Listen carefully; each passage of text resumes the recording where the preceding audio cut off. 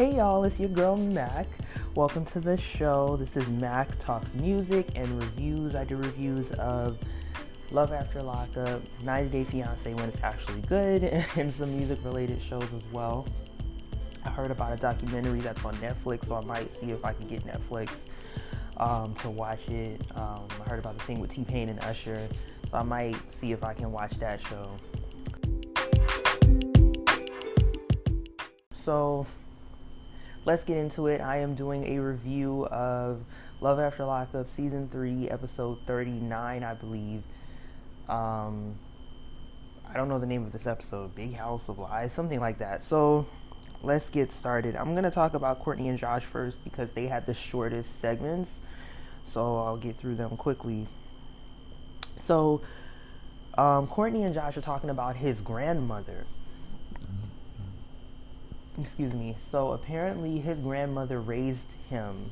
Josh's grandmother raised him. His mother had a drug addiction, and so she could not raise Josh. His father, although he had visitation rights, he lost those privileges because he was giving Josh beer when he was 5 years old. So yeah. And so she's the main one who raised him. I feel like I heard him say she put him in foster care or something. So I don't know all the details. They didn't go into all the details, but he apparently was very angry at her, and he wrote her a letter, and he just was blaming her in the letter and very angry, and it hurt her to where she said she's not speaking to him, that she doesn't want to see him. But he wants to apologize to her and make amends. So he called her, and she's giving him the cold shoulder, but he's saying, can we talk? Can I come out there and talk to you face to face? And she's like, I don't know about that. I don't know if I'm going to see you. But then she agrees to see him. He's crying. And so maybe he does feel bad for what he said to her. But they go out to see her, and they talk, and he does apologize to her.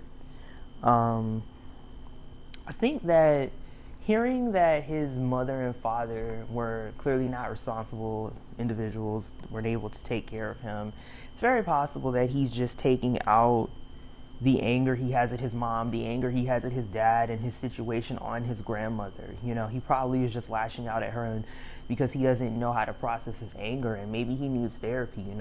People want to talk about daddy issues, but there's a lot of men out here who have mommy issues as well as women. But I think that because we don't talk about it as much, and there isn't as much conversation around it, that's why I think there's a lot of men suffering in silence who have issues with their mothers. Deontay might be one of them. But so yeah, Courtney she sat there for a moment, then she kind of left and let them have their privacy to talk, which I think was good. I like that little porch they had. That was nice. I feel for his grandmother. Who knows if how she's dealt with the fact that her daughter is a drug addict. We don't even know where Josh's mother is now. Is she alive? She's still strung out. Josh is a grown man. He's 28 years old. Where is his mother? Where is his father? So, and then to see her grandson then go in and out of prison, I mean, I don't even know the pain that this woman must be carrying for her progeny, right? Who has just not gotten life right. Like, what happened? So, yeah, I hope she's able to heal. I hope Josh is able to heal. I think that he does care for her, and he probably is contrite, but he probably just doesn't know how to deal with the facts of his upbringing, of not having his parents in his life, and the pain that he carries with that. So I hope he's able to get healed from that. I hope Courtney's able to get healed because she has unresolved trauma, it seems like, as well. So they continue to be sad, and I hope they both get healing. So let's move on to the next couple. I'm going to talk about Deontay and Nicole. I don't like Nicole. So Deontay takes Nicole to his apartment. He set up this romantic, I'm going to put air quotes, romantic scene. He wants to get her to sleep with him, even though she already told him that she's not comfortable doing that yet. He is still grinding on her, holding her from behind and being creepy. And he bought her more lingerie. She agrees to put it on, but she says he can look, but he can't touch. They had a scene. I watched this on the replay, so I fast forwarded. But from what I gathered, she kind of did a little dance for him, and but then she went in his bedroom and locked the door, and this man was begging at the door, and I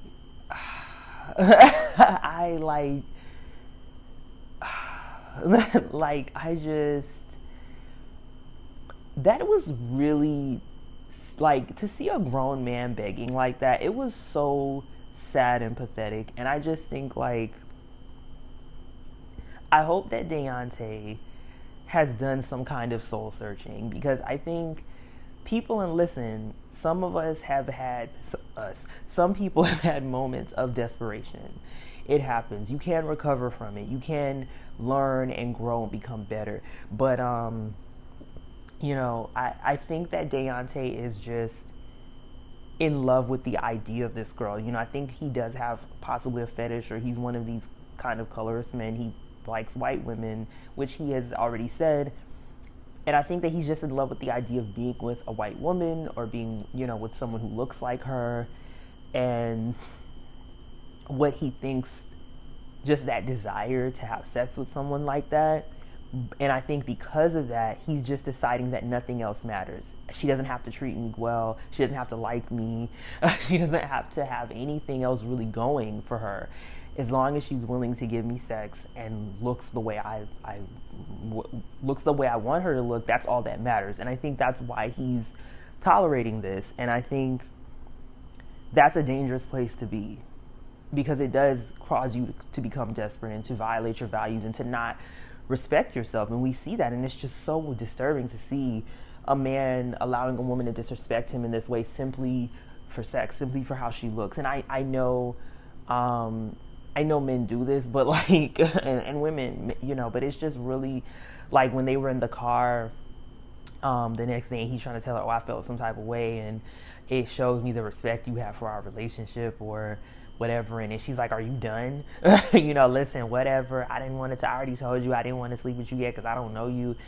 And it's like, the fact that you're allowing somebody to talk to you like that, again, you have to be able to come to your senses and recognize, why did I allow myself to get this desperate? And you can't recover from that. But it's like, you have to have the self-awareness to have the come to Jesus moment, to realize that you've been allowing yourself to get disrespected for the wrong, for why are you allowing this? And so I hope he gets to that point where he can gain his self-respect back and stop, throwing away all his standards, if he even has any, just for somebody who looks a certain way, because he's just not going to win. You're never going to win like this. You're never going to get the relationship that you say you want. To be honest, I don't think he wants a relationship. I think he just wants to have sex with a woman who looks like that. He just wants somebody who looks like what he's attracted to, and that's it. I don't think he's really looking for listen, people have transactional relationships, but he met somebody who's not necessarily willing to hold up her end. There are women out here who will, play their position, and they'll have sex for money. They'll be in a relationship. They'll give you what you want. There's a lot of women who are willing to do that, but he's not finding the chicks who are. So I just think that it was really, hard to watch. And when he takes her to get her hair done, she got some micro links or sewing. Looked like she got a sewing. Looked good. Styles did a good job. It did look good, and it looked natural. She's getting ready, not for him. She's getting ready to go date other people, and he's paying for it. And it's just, he's looking even more and more like a sucker. I don't like using this term, but he is definitely behaving like a simp, and because she don't want him, and that's what he's not accepting. Like, he has selective hearing, because the thing is, the one thing I will give to this girl is she's not being 100% honest with him, but she is saying, I don't want to sleep with you. Like, she's saying that, and she's being clear about that. And he keeps trying to interpret it as something it's not. She's telling him, I don't want to sleep with you. I don't want you to touch me. I feel like I don't know you. And yet he's, like, when he said respect for our relationship, that's not what she said. That's not what she, like, he's lying to himself when she is not even, she's telling him what it is. I mean, not fully, but with that, she's being pretty clear, and he's just ignoring what she's saying on purpose. And I'm like, what is wrong with you? Why are you ignoring what this woman is clearly telling you? So, okay, anyways. So, yeah, he takes her to the hair salon, and she meets up with a friend of hers who got out of prison before her, and she's telling the friend, and then she tells us, the audience, that she was smashing women in prison, in relationships in prison. She was stripped from women. She's revealing that she is a bisexual, which has already been in the internet streets. So she is she's telling her friend that, and then this ex-girlfriend of hers comes up. She calls the girl blase. So I guess, I don't know if we're going to see that person. I thought we were going to see Zach. Maybe we're going to see this chick. I don't know. Or maybe we'll see both. But, then she tells the stylist when she finishes that her man is going to pay for it, which I'm sure Deontay is. It's just, I think Deontay's really clueless. But again, I'm not saying that people can't have transactional relationships like that. There are women that will give men sex and have that kind of relationship, their sugar baby stuff. But both people have to be on board and have to want to play their position. And he's with somebody who's not looking to do that. She's not playing the long game with him. She is hustling and getting as much as she can get out of him. And then she's going to keep messing with people that she actually wants to deal with. So she's never going to sleep with him. And that's what he doesn't understand. Like, he really still, at this point, and what we're watching the show, obviously they've already taped this, he really believed she was going to sleep with him. And it's obvious that never happened. So, oh, Lord. So, yeah, Deontay hopefully gets a clue soon. And it looks like from that season trailer, he probably does.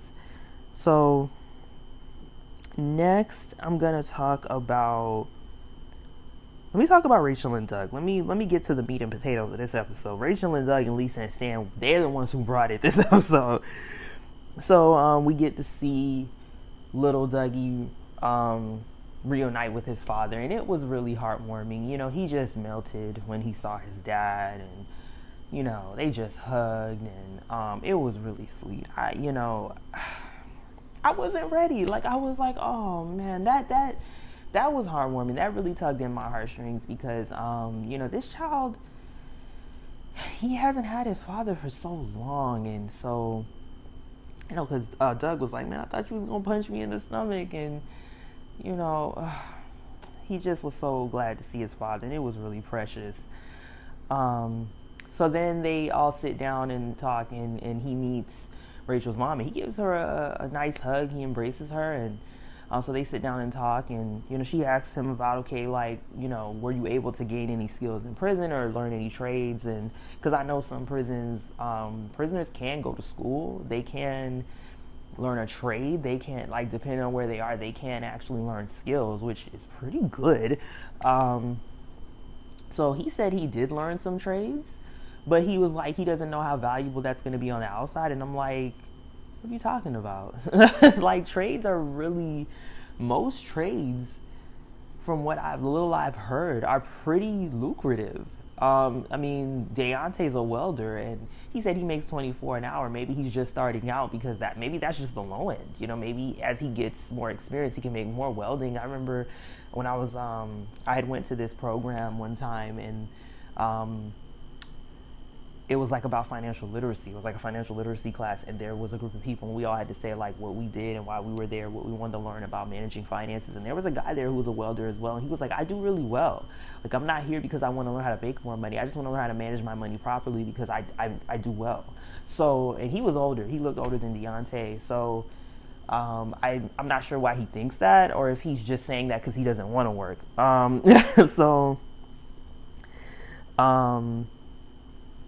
The mom, I don't think that Rachel's mom likes him. She said that she feels he should be a little more humble. She's not feeling him.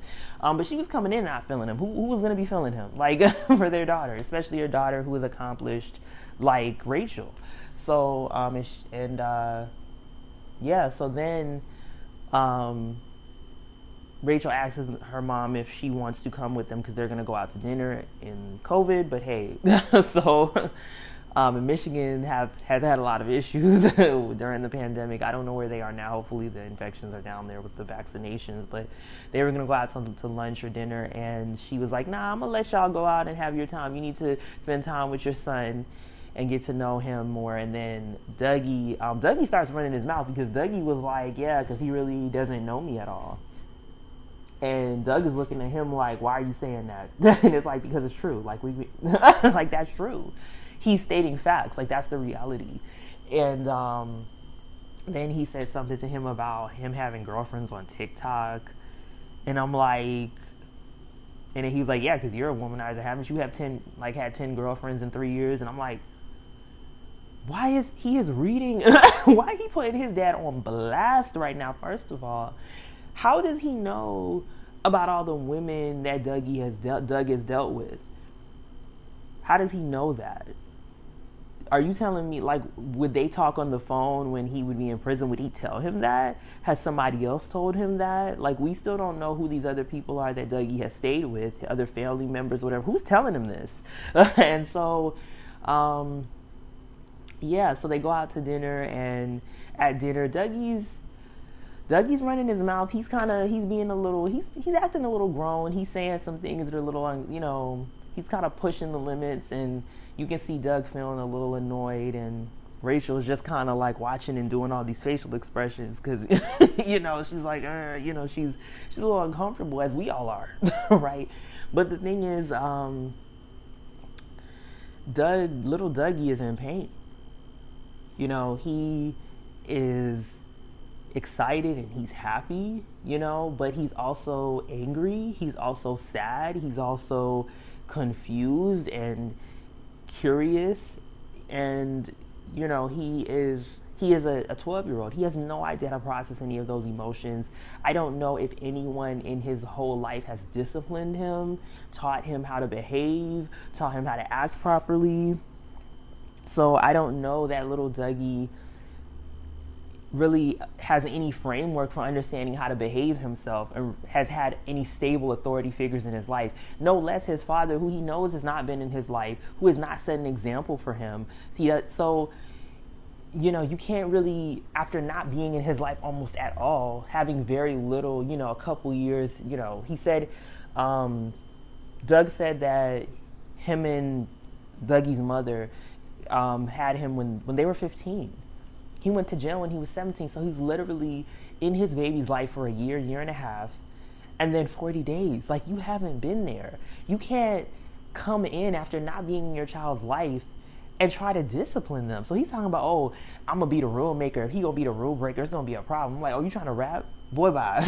You can't take you seriously because you have not been there. So I'm not going to sit up here and say, oh, this is how you need to do it, because I don't know how. But I will say that you can't just come in and try to establish that immediately. Like, he's going to have to prove himself to his child, show that he's reliable, show that he's going to be there, show that he can trust you and he can rely on you, and show that you are a responsible adult. He's going to have to earn his respect. Usually that's not the case when you're a parent, because you're there from day one. Your child knows that because they remember you've been there, but he hasn't. And Doug has to understand that. And I'm kind of like, how do you not know that your child is angry? How do you not know that your child is suffering and is struggling and is 12 years old and doesn't know how to process? Like, I wonder how Doug's father raised him, because he does mention to him, hey, do you want to go see grandpa? So I wonder if we get to see Doug's father and see how he was raised. Was Doug's father in his life? Was he responsible? Was he there for them? Because Doug doesn't know how to be a dad. So what was his frame of reference? So I hope that we do get to see possibly Big Doug's father. He mentioned that. So, yeah, I'm not feeling how he was talking to him though, and I hope that we gonna see what happens with that. So now let's talk about Anissa and Jeff. This was surprising. So Anissa is gonna go possibly pick up Jeff. She's getting ready. She's preparing herself. Her friend Kyle is going to come with her to give her some moral support, and also I think just for protection and stuff, because it looked like, I didn't realize, I don't know how many, she's in Tennessee, and I think she said the bus station was in Chattanooga, so I don't know how far it was, maybe an hour or something, but Um, yeah, so he's going with her, and I was like, yo, Jeff is a good friend because he was helping her put her eyelashes on. I was like, he is a good friend, but I don't know if he put them on right. But like the fact that he knew how to do that and he helped her show that he's a good guy friend, I was like, that is so sweet. I wouldn't ask my guy friend to do that for me unless I knew he was good with makeup, unless I knew he knows how to beat a face and he knows how to apply lashes. But so yeah, they go and they're driving there. He came from Louisiana to Tennessee, so that might be a long drive. She claims that she spent tens of thousands of dollars on him. He claims she sent him a whole bunch. I don't know. I don't believe it's like tens of thousands or 50,000, but could it be a couple thousand? Yeah, that's possible. So she gets to the bus station and Jeff shows up. And let me tell you right now, I was shocked. Because I was like, I wasn't really believing we were going to see this guy. But he actually shows up. We actually see him. And he was a sight. First of all, this man does not look 38 years old. Lies you tell. In the word. So, I mean, Tamar doesn't speak like that anymore, but lies you tell, I did not believe. I was like, this man looks the same age as her. You know, talk about a hard life, talk about drug usage. I mean, his life is showing on him. It looked like he had a teeth, some issues with his teeth. And he was hard to understand. And I think it's because of the tooth, because I'm like, it's not the accent. The accent is a bit much, but we can understand Anissa and her friend Kyle. So that the accent combined with the tooth issue was, they had to put subtitles, and I was like, thank you. So, and I'm not being funny, like for real. So, because if you're missing any of your front teeth, that can definitely impact your speaking. So, or how you sound. So she's so happy to see him. I'm shocked. We're shocked. And he's pretty honest in his confessional. He's like, listen, she was a hustle for me. I spent all the money she sent me on drugs. The first 2 times when I told her I was going to meet, I had no intention of meeting her. I wasn't in love with her. I just was not going to come meet her. So... but he said on this 3rd time, I fell in love with her. Lies. Stop the lies. But okay, listen. She was willing to keep sending you money. And this show, you get paycheck from this show. So I think that's probably why he showed up. But she's taking him to a halfway house. So I guess we'll see them in a few weeks. She does meet the friend Kyle, and it's immediately awkward. Kyle is immediately protective of her and suspicious of this guy. And he's in the car saying, that's my friend. I've been, we've been through a lot together. She's a big part of my life, like he's pretty much letting them know, like, you need to be good to her. And Jeff is saying in the confessional, like, I don't understand why this dude is here. He's kind of pissing me off. He's annoying me. He's asking all these questions. It's awkward. And I'm like, dude, what do you expect? Like, I don't know.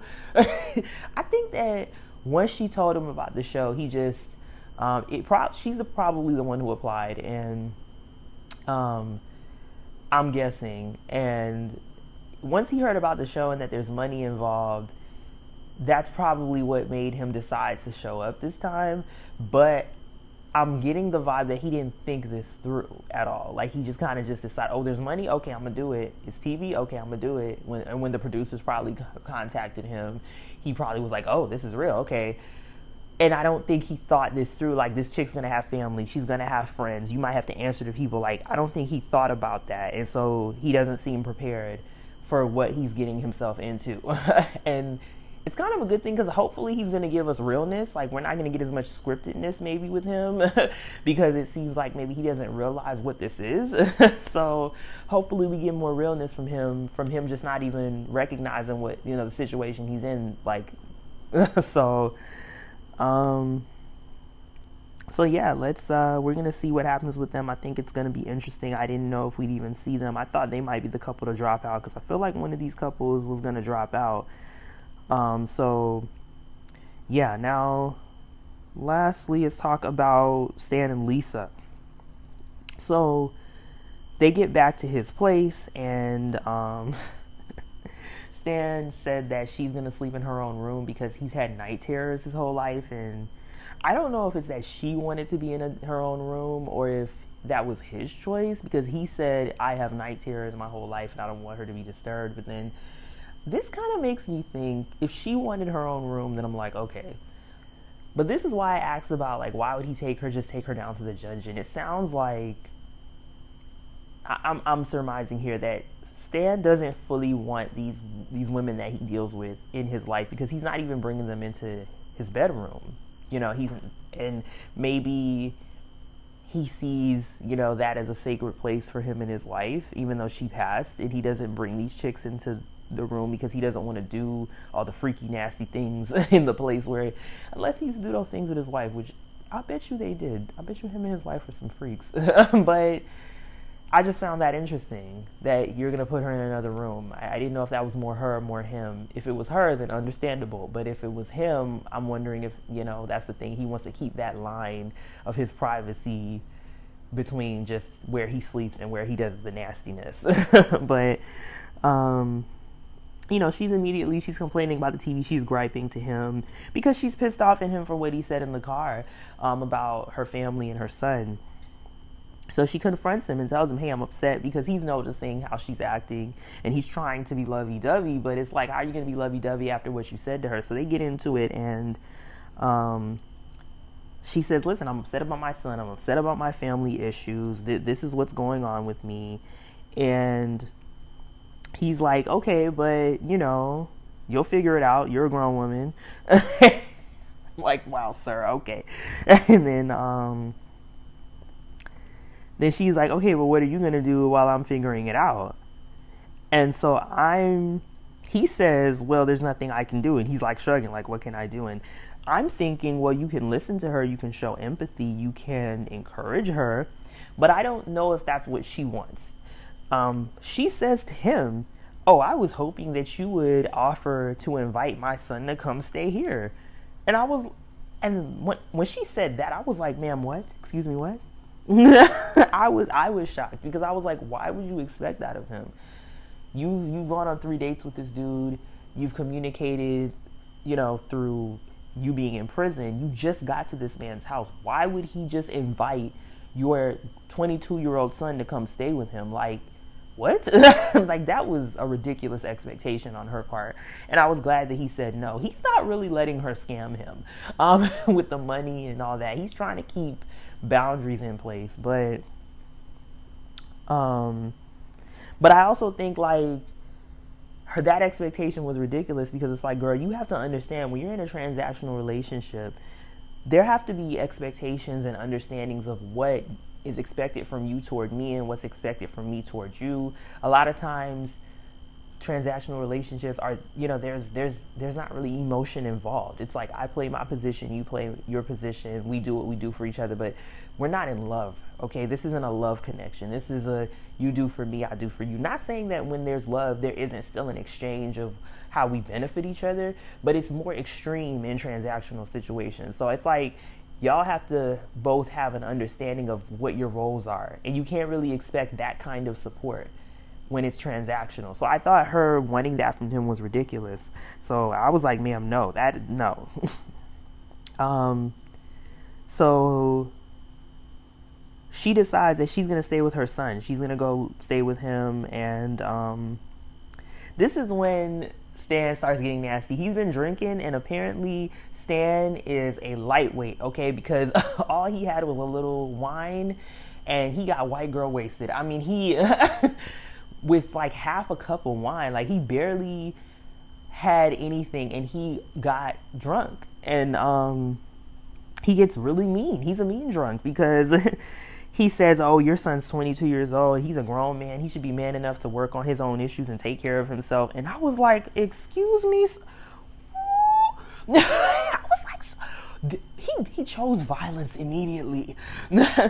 And I was just like, yo, how dare you? Like, she's not supposed to care about her son. So when your kids reach a certain age, you don't care about them, you don't helping them out. I mean, yeah, I understand them moving out the house. I understand them getting a job, getting, taking care of themselves. I get that. But it's like all support completely is cut off. Like, what are you talking about?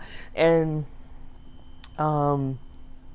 he was being so nasty that she was like, oh, wow, okay. She called him an a-hole. She didn't even really go in like she could have. And then he was like, I raised my kids and I raised them right. You didn't.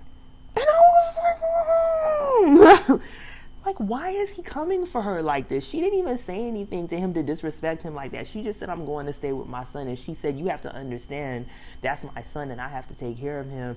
If it was you, you should understand that you're a parent. And she was like, if it was your kids, you would feel the same way. So it's not like she said anything rude. She didn't disrespect this man. She didn't really say anything to go there with him personally. So I don't know why he went there with her personally. I don't know why he took it there. I guess from him being drunk. But then at the same time, I think that this guy is just controlled. I think that he sees her, again, it's a transaction. You are a sexual object to me. He doesn't have any respect for her. He doesn't value her outside of what she can do for him sexually. And I think that's why it was easy for him to go there, because he doesn't care for her. He doesn't care about her. He's not in love with her, really, even though he said that. She is just an object for him. And so if she didn't give him what he wanted, which was, hey, you're going to stay here, you're going to satisfy me the way I want, and you're going to be detached from your family and let me be in control, I don't care about you, bye. And I'm going to be nasty. I'm going to put you down because you're nothing to me. And it was really disgusting. I didn't like that at all. At all. Like, this dude, he tried to make himself stand like he was this innocent, horny old man. But he's really not nice. I'm not feeling him. And we can see from the season trailer that it looks like it's just going to get worse. The wigs stay worse as well. Girl,